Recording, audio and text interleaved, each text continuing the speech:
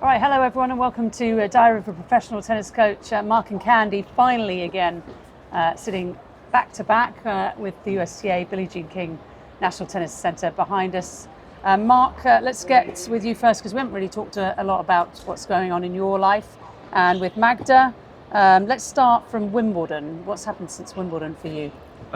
We've been we were back in Florida training, and then we went up to Washington. Yep. Where we were able to beat Danielle Collins, and then we lost up in Montreal to Sevastova, but then had a really nice tournament in Cincinnati, beating Stramkova and Pegula. So it was a good run, but unfortunately our slam misery continues. So we'll have to wait for Australia for another chance at getting rid of this curse at the moment. It is a bit of a curse. I remember watching Magda play Moyuka Uchijima Australian Open. She had match point in the first round, double faulted. Yep.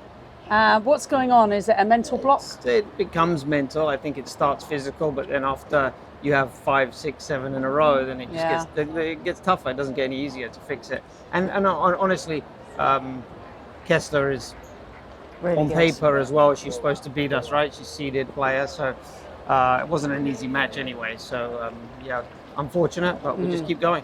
Tough playing a US player at a US tournament as well. Always tough to play Americans in America. Always very tough to play here. French in France is tough. So it wasn't easy, but we gave ourselves a chance, just didn't win the important points. I was actually doing McCartney Kessler. I think she's won 2 titles already this season.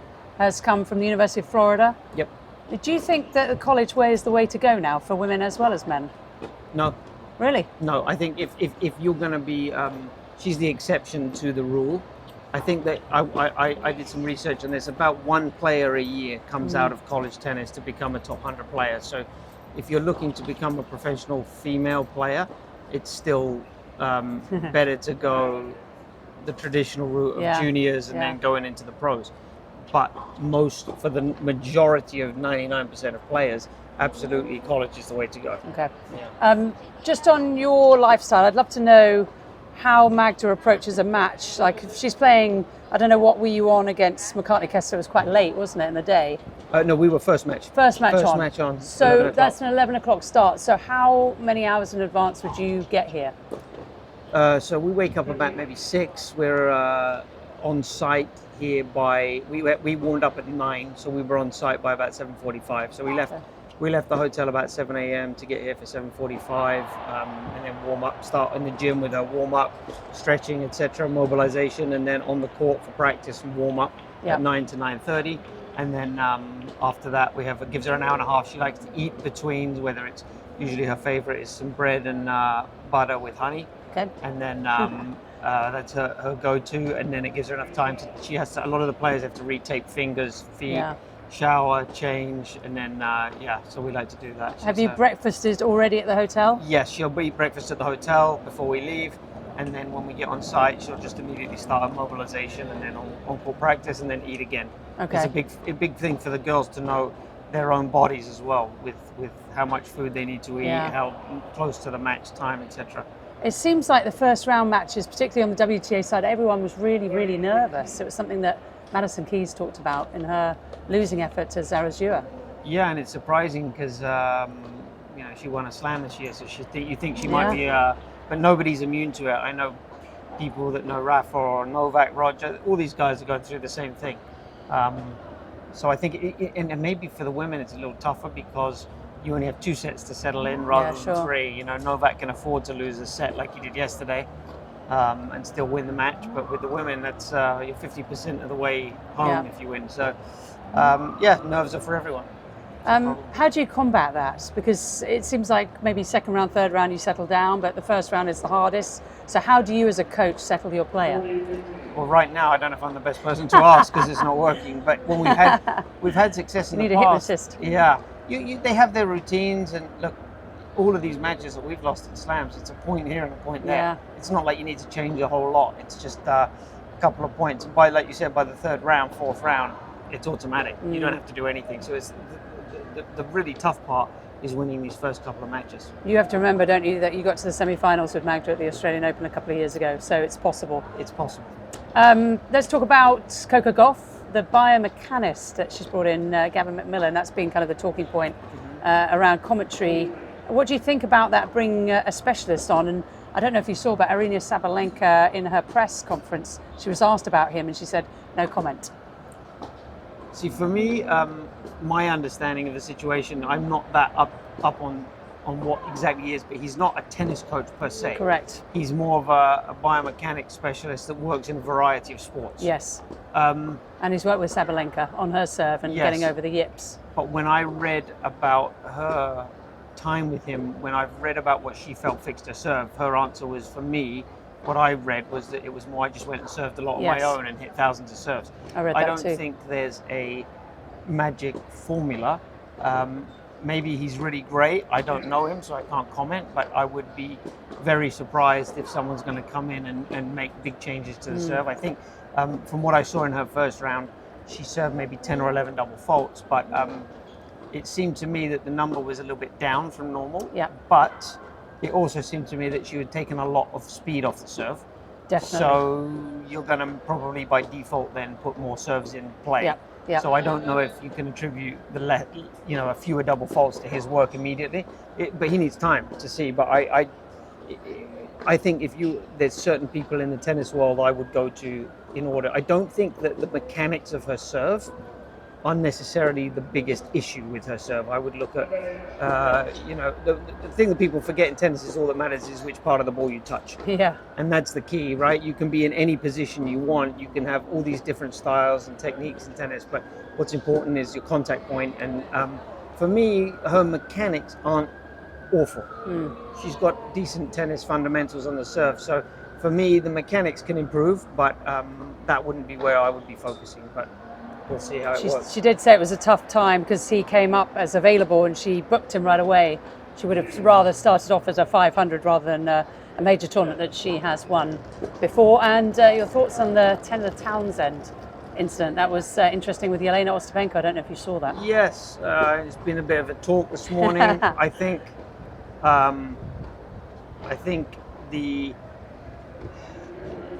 it's a tricky situation because Jelena is not usually the best behaved on the court. But I don't have. I saw some interviews last night with a little bit of people discussing was there some racist motivations in that, and I absolutely don't see that at all. Yeah.